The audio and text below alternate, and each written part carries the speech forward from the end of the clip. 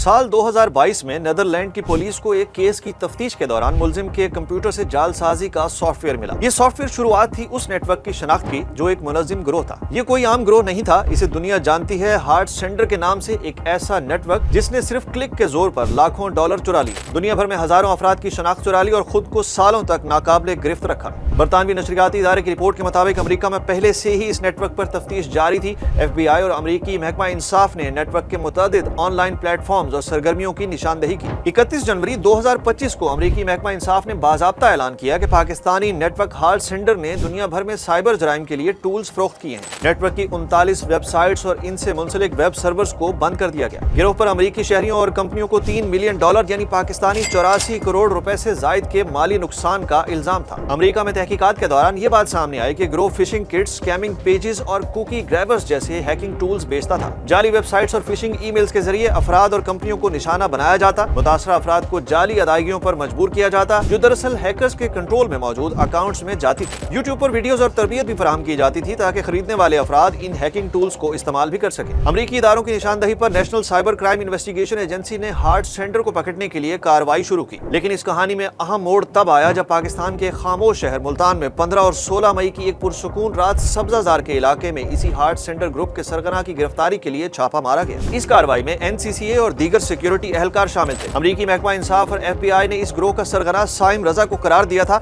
जिसे heart sender भी कहा जाता है, जबकि NCCA के एडिशनल डायरेक्टर अब्दुल गफ्फार के मुताबिक इस ग्रोह को 2 लोग चलाते थे, जिनमें से एक की गिरफ्तारी के लिए छापा मारा गया, जबकि दूसरा, जिसका नाम अमेरिकी महकमा इंसाफ की तरफ से पहली बार 30 जनवरी को जारी किया गया, का असली नाम कुछ और है, लेकिन वो अपने एक दोस्त का नाम इस्तेमाल करता था।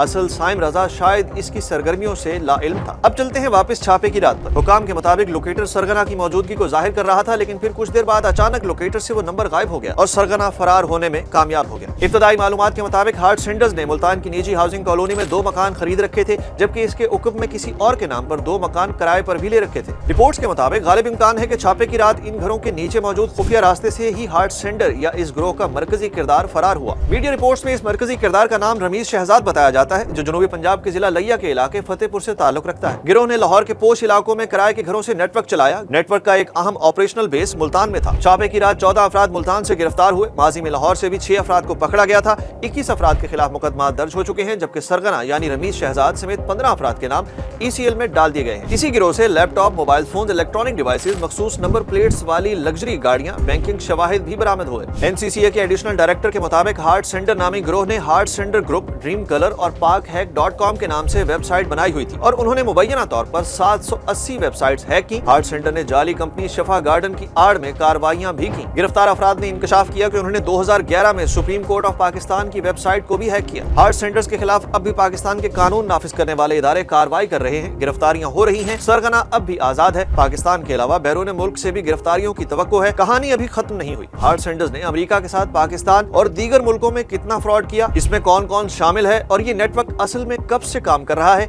इन सवालों का जवाब अभी बाकी है।